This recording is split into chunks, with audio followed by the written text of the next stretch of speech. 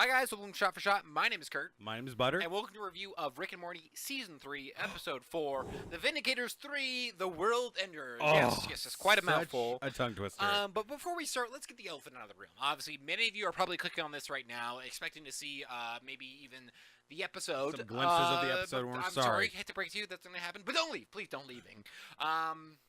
But let's get the elephant out of the room right now. Okay. A lot of people are very upset. I follow the Rick and Morty subreddit a lot, and a lot of people are very upset of what Adult Swim has done to our streaming content. And on one side, I totally get you. On the other side, I mean, Adult Swim is a business. At the very end, they want to continue, and they want to make money Seriously. at the same time. We got extremely lucky. I don't have a cable provider whatsoever, and I've seen episode 1, 2, and 3 without a cable subscription whatsoever, without having to watch ads whatsoever. So I think we can maybe wait 12 hours for our next Rick and Morty episode. Sorry, guys, you have to wait a few hours before we burn for our Adult Swim review. down. However, it was kind of shitty how they fucking kind of fucked us over. I was in the live stream. I jumped in really quick. It was a little stressful at the Shot for Shot house. Just someone in their garage reenacting a Rick and Morty episode. It was literally some what do you think? loser, and his buddies reenacting the episode. And I want to say this to this guy: you are now the most hated man on the internet. He turned to me. No and joke. He was like, that guy's the most hated man on the internet right now. I'm like, yeah.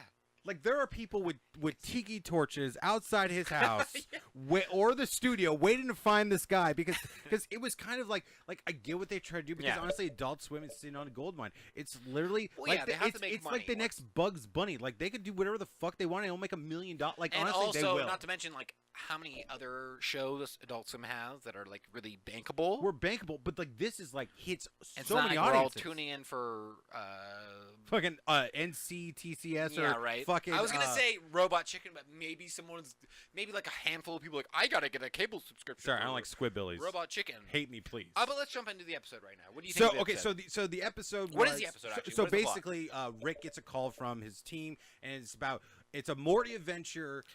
With another Morty these Adventure. Faux Avengers, and they're trying to solve this world crisis. And you know what? Rick gets involved and in the way, and then chaos happens, and we get our classic Rick and Morty. And I want to say, out of the 4 episodes so far, the first one is still my favorite, but this is number 2. After the Mad Max, is one of my favorite movies, and I'm gonna say this is probably one of the most solid episodes. So good. Funny the you say that, though. Great. I watch a lot of Dan Harmon's podcast, Harmontown, and he always.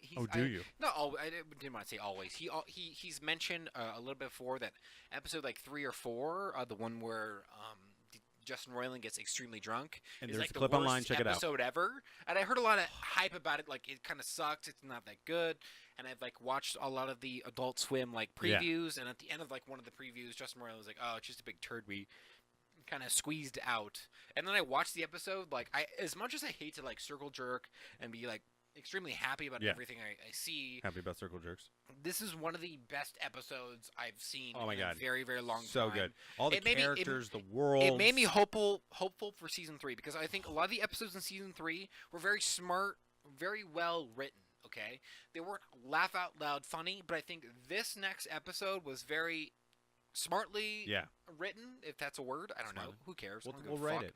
And it was very funny as well. Like, we were watching on the couch, and we were like, cracking up laughing at all these fucking like superheroes and all these like random shit that was happening, and it's always funny to see like characters. The best parts of the season for me, I'm gonna be done after talking about this. Is kind of like seeing Rick be rivaled with someone else. Yes. Not necessarily if they're on the same level as Rick, but it's also kind of fun now. It's like a new thing to see like Rick going against drunk Rick, and it's fun to see them like their interaction, whereas like, I don't remember the shit that happened. That was so great because it was literally you got to see whole moments of Rick being blackout drunk, and it was Justin being blackout drunk. Like the voice director was like, this was the hardest episode to direct ever because he was drunk. He wasn't blackout drunk, but he was completely drunk, and he was also interacting with sober Rick. Like he was completely sober because it was off of a night of binging and creating this labyrinth Saw-like It was so funny and so Yeah, great. so like, and so many great one-liners and so much great stuff from this it was episode. really good. Yeah, there was a lot of like all the new characters. We got Supernova, we got Lance Maximus, we got Alan Rails, we got but they're all dead. Million Ants. Spoilers. I'm sorry. They're all dead. But they were great characters for who no, they were great characters. You know? Let me say, Venture Brothers kind of did it first. They did. I'm just saying, sorry. I'm sorry. Go Team Venture. Yeah, if you guys haven't watched Venture Brothers, watch it highly. If you guys are a fan of Rick and Morty and have not watched Venture Brothers whatsoever, we feel sorry for you. Get on right now. You'll love it it just as much. You will. Rick You and actually Morty's will. a little bit more fun and quirky and very like boom, quick. But I love this episode. But what'd you think of it though?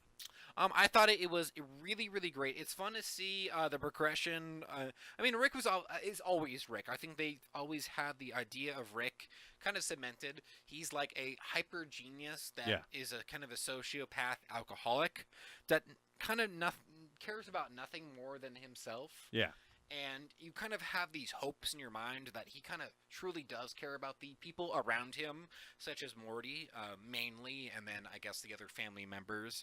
But then when you kind of see him in his world, you kind of see him being kind of petty. And there's also these kind of moments. It was one of the moments at the end of the episode where you kind of like, you thought you've seen Rick with his guard down, and he still has his guard up at the very end. Oh my god, it was great. Like, you think he's talking to Morty when they put Morty on the pedestal, where he's like, "What is something that Rick truly cares about that is in the possession of these Vindicators?" And like Morty's like, "It's me."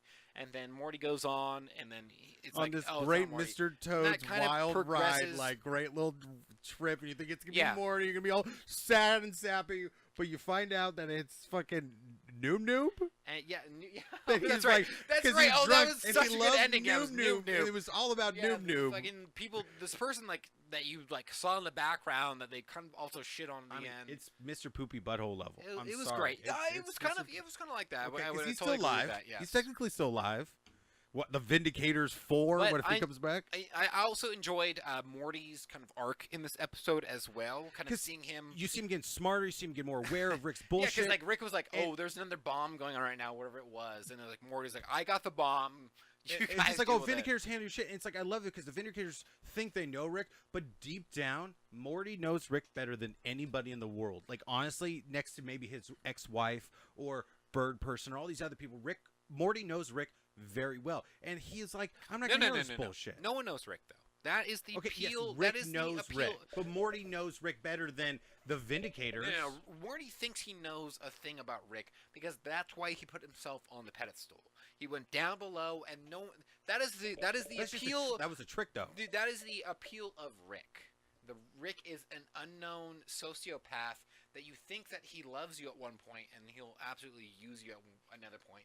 He'll make you laugh, he'll make you cry, and that is why Rick is a great character, because you have no idea what his true intent is. I think deep down he loves Morty. Like, he loves he'd do anything that for Morty. was the end part. But that's what I'm saying, though. You wanted that to be true. But what I'm saying is Morty's becoming more aware about what Rick's doing. Exactly. Morty's getting it's smarter. It's not going to be where we think it's going to go. But also, like, as much as like, this is like, there's character progression, there's all this shit like that. Like, I've also heard a lot of like Dan Harmon talk and Justin Roiling talk. It's like they always say like there's one true arcing storyline throughout the whole season, and all the rest is kind of bullshit. Like, I just don't know what they want us to kind of feel and think about their characters. Maybe Rick becoming a good person. I feel like sometimes they're kind of like, we're just trying to be too cool for school. Oh yeah. And be like, Rick is just such a hopeless, dumbass, smartass, genius, and like Morty's just like this person, that person. I just don't know. And I hate when I hear people like, this is the theory I have, and this is true. Oh, I have my own theories, too. That's the glory of the show, because you don't know what the fuck is about to come from. Only two people know exactly what they're doing and know the whole history and where this show's going to end. We can't, And that's what I love. But they have taken some stuff from fans, I've heard, right? You know, like they have. I don't think they've taken anything from fans. Every time like Dan Harmon like does a podcast, it's always like someone comes like, "Did you ever think about doing this Rick and Morty?" Or like, "Hey, I like Rick and Morty," like that. He kind of always like brushes off. I think Dan Harmon kind of faux hates. No, but I heard a star of like Rick and Morty. He Dan Harmon, hate to break it to you guy, is Rick. That is Rick. Oh yeah, hands down. That's why Rick exists. You listen to a podcast. He is a drunken fucking asshole. He's extremely intelligent, and he always stutters and he always burps. Like, just watch it. Watch one episode, and like, holy shit, like this is Rick.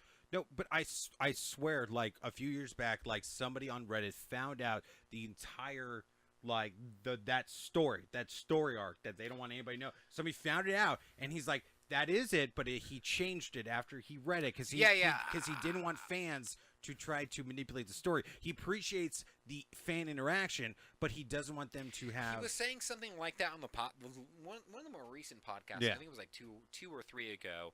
He kind of said something like that, but he also said there's like one big thing that's a big story arc. A million ants. So. Who's your favorite Vindicator? Favorite villain, Million. I mean, I guess Million Ants because he was in it the longest time. Tom Kenny. Million Ants. I mean, Crocobot was awesome. I would have liked to see the Captain American guy like interact with Rick a little bit more. Funniest moment of the episode really when he dies. Sorry, spoilers. He dies. Oh yeah, and that was it was sci-fi humor to the end. But that's he when literally goes up. Oh, I'm getting out of here. I'm going in a trap, and he gets mangled. But his little left rocket boot still likes and Yeah, that's when the episode kicked in high gear. But So, I think we both really enjoyed the episode. I would say actually for me like one of the top 5 episodes. I hate to like seriously circle jerk everything I see sometimes, and you should actually take that into consideration. I actually really like this episode. What do you think about it? Honestly, I think it's top 5. I think it was a great Morty adventure because this is another Morty adventure we haven't had. And I want to see more of the story between them develop because I know something big's coming like that we don't know. I thought at first it was evil Rick, but then it was just fucking drunk Rick. Oh yeah, in these different costumes, and I loved it. A little like slow play of that. But my only thing I would say about the episode, negative, is just like there's no Summer, there's no Beth, there's no Jerry. No, it's just nothing a Rick like that. and It's Morty a classic adventure. episode, I guess. So But if you love just Rick and Morty, this is your episode. Yes. Right up your alley with some funny superheroes. Yeah, but thank you guys so much for watching our review. I know this might be not the normal thing we do. If you guys are new to us, please subscribe to our channel. We do a lot more fun things that are kind of not associated with reviews. Please just check us out. We'd really, really appreciate it. My name is Kurt. My name is Butter. And thank you guys so much. Please stay tuned for Rick and Morty Season 3, Episode 5. Peace among worlds. Fuck Woo!